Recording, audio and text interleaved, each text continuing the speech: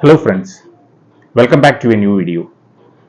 In this session, what I wish to talk to you about is the data privacy and the data protection in the healthcare sector that's many a times not happening. The reason why I'm doing this video is because I just saw a news that states that around 800 GB of protected healthcare data from a hospital from Ernakulam that was stolen, and that was the data was breached from the server and it was stolen and it was put for sale in the dark web. Okay, so that's not a very small issue. And the reason why I'm not telling that it's not a small issue is because, say, this data breach, if it would have happened, say, maybe 5 to 10 years before, it would not have attracted that kind of a penalty as it would now. So now, as the video progresses, I wish to say, like, this breach, how would it impact the healthcare sector, and what are the things that hospitals can do to avoid it in future? What are the safeguards then that hospitals can do? And also comparing the present legal scenario in India, what are the penalties for it? So look at present right now. We will start from India because healthcare sector and all those things are transnational. It's not just there in India, and even the data transfers at times can happen transnational also. So considering the present Digital Personal Data Protection Act 2023, what is the fine for this, and what are the other laws that attract further more fines? Here the thing is that not only that protect and health information, there has been the minutes of the meeting and certain other things in the hospitals were all stolen. But according to the DPDP Act, the data principal, that is a patient, he or she has the maximum rights. So in this case, if a data principal goes to a complaint with a data protection board, okay, that's a government body, and first it has to go to the data fiduciary, that's the hospital.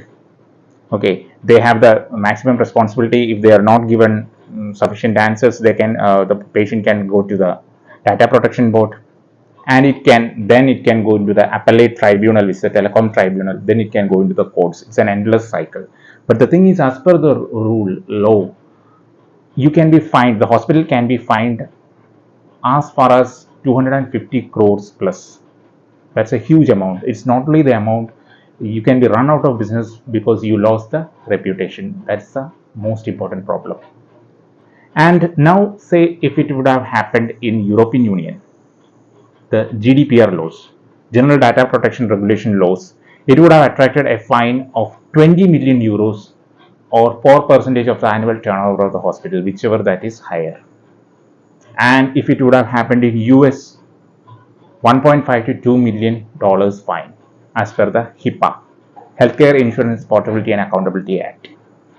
And India, not only the DPDP Act, there are other acts like the IT Act 2000 Section 43A, which can also which can be also applied to this because the personal data breach has happened.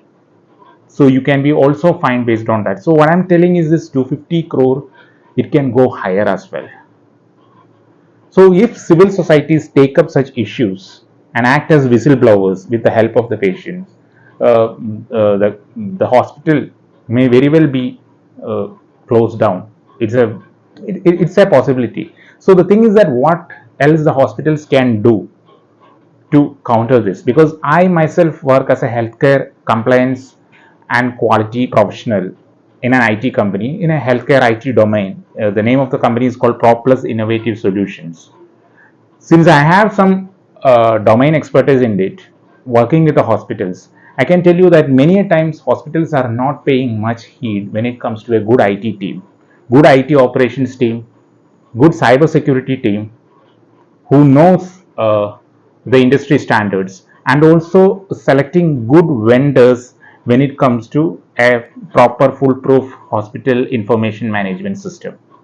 And this is going to be further more important because with government coming with schemes like Ayushman Bharat Digital Mission, right, combining with this DPDP Act, The digitization is a reality and you cannot escape from it. So the important thing is that make sure that you have these safeguards from the hospital side. And also one more thing I want to add is that the DPDP Act also states that a data protection officer DPO is should be appointed in hospitals. I don't think no such post is there. Many times the IT teams or certain others may act like that. So this DPO act as a bridge between the hospital and the data protection board. So the DPO can do audits, and while doing these things, DPO make sure that such breach, if at all there is a chance to happen, it won't happen immediately and it could be prevented earlier also.